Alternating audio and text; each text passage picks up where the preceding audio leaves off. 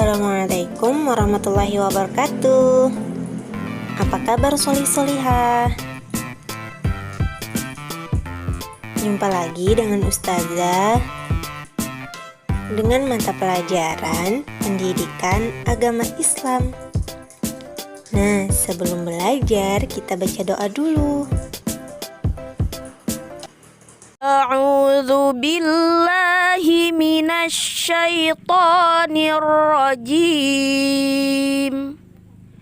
Bismillahirrahmanirrahim.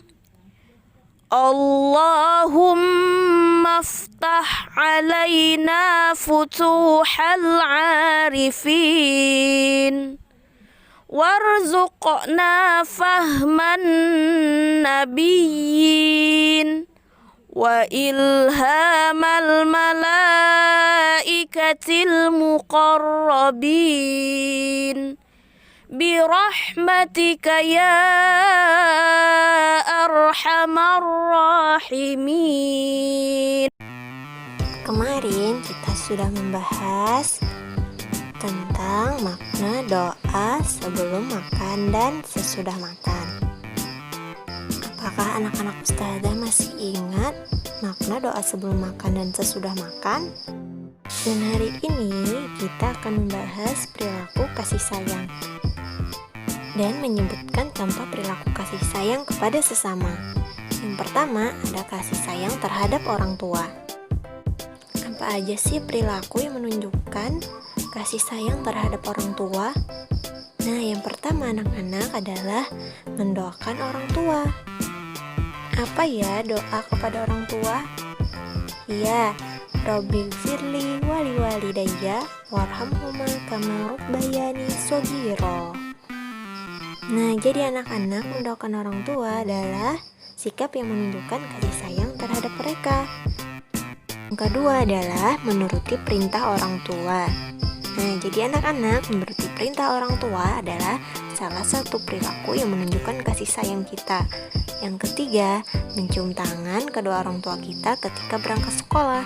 Yang keempat, membantu meringankan pekerjaannya. Yang selanjutnya adalah kasih sayang kepada teman. Nah, yang pertama, mengucapkan salam ketika bertemu.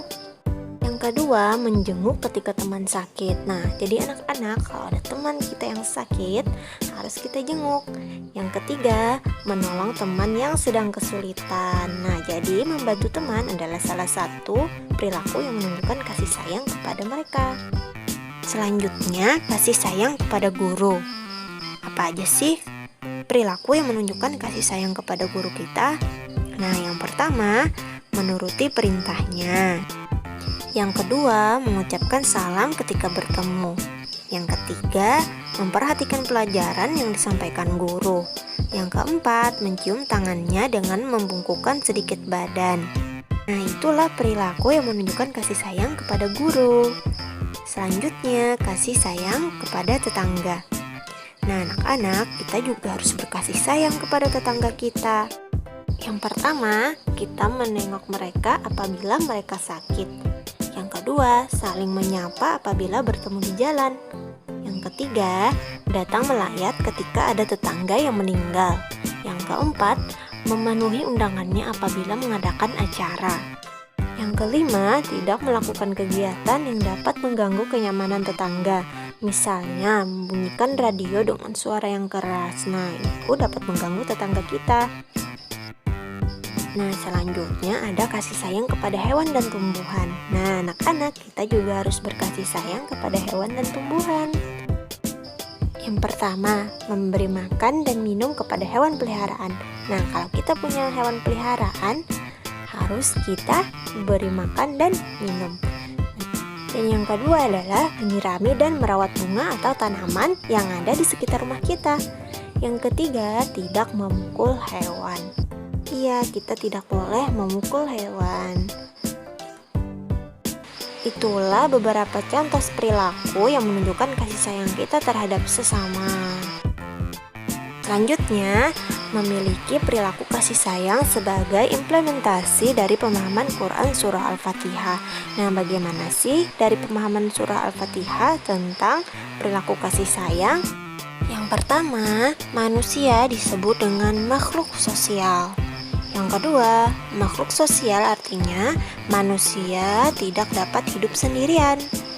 Yang ketiga, manusia diperintahkan Allah untuk saling menyayangi. Yang keempat, bentuk kasih sayang sesama manusia dapat dilihat dari sikap tolong-menolong, saling menghormati, dan saling menghargai. Yang kelima, jika ada teman atau saudara kita yang sedang terkena musibah, hendaknya kita menunjukkan rasa kasih sayang kita dengan cara menolong mereka.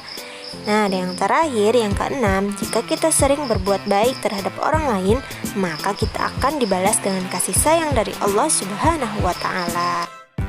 Di dalam surah Al-Fatihah ayat 3 yang bunyinya Ar-Rahmanir-Rahim, yang artinya yang Maha Pengasih lagi Maha Penyayang. Di situ Allah menunjukkan rasa kasih sayangnya terhadap kita dengan berbagai cara, seperti kenikmatan-kenikmatan yang kita rasakan selama ini. Dan yang kedua, untuk membalas kasih sayang yang Allah berikan kepada kita, hendaknya kita selalu bersyukur dan taat pada perintahnya. Nah, kesimpulannya anak-anak, Allah Maha Pengasih dan Maha Penyayang kepada hamba-hambanya. Dan kita sebagai hamba harus meneladani sifat kasih sayang Allah dengan menyayangi sesama manusia.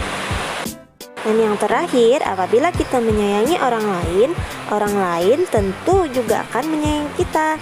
Nah, bagaimana caranya tadi? Seperti yang sudah saya jelaskan. Nah, anak-anak, sampai di sini dulu ya pembelajaran kita hari ini. Ustazah ucapkan terima kasih.